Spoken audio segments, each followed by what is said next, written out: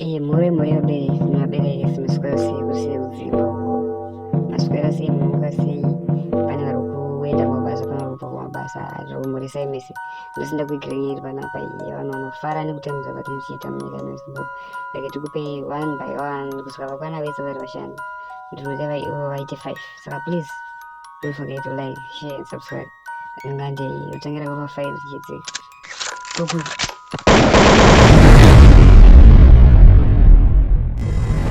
Saka panapa 5 neiya ndinoti kiki bedes aro zvito futi aro zanu aripo futi pamufananidzo.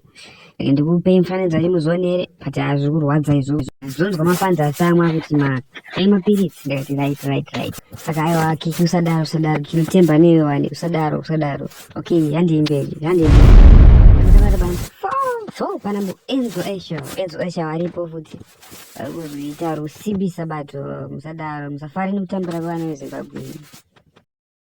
Inga Enzo taisimbisana bo wani gore riye wadii mfano wangu.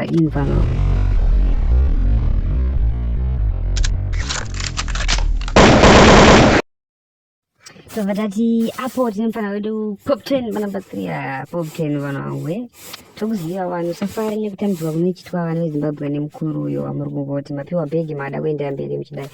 Hazvidiwa manidzo, hazvidiwa.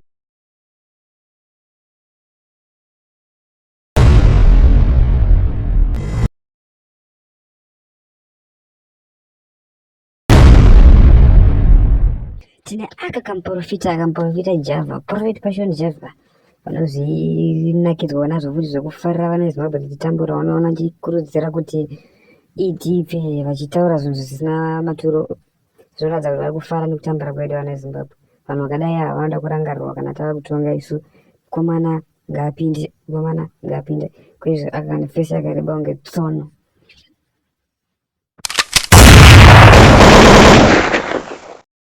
Tode pedzisira tine chedu cheholeteni chamatama chiripo. Ndichocho futi chirikusimbisa zano zveudaro. But aiwa tinoti hachiko todi hachikamafanzana kunakirwa nazvo. So please ngatisangane next video.